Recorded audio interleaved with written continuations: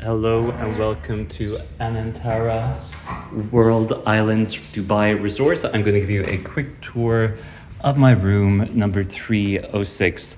The specific category is a one bedroom beach facing pool villa. So moving in, you have plenty of wardrobe space here, safe to the side, minibar, glassware and tea coffee making facilities. This is your bedroom proper.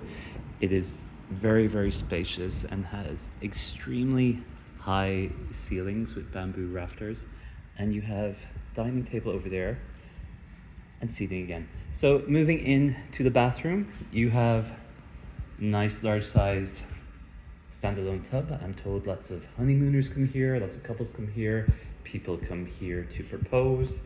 There's your dual sinks, that's me in the mirror. Toilet over there, and a very large walk-in shower with what appears to be perhaps their own brand of toiletries, Pure Herbs. Certainly not a brand I'm familiar with. Walking into the living space again, you can see the pool is emerging here. It's completely enclosed, very private, and a nice size for two people. There is a main resort pool as well, and of course we're on an island. I should explain, this is the South America island that forms part of the world map of islands that have been artificially created outside of mainland Dubai, about a 10-minute boat journey from the coast.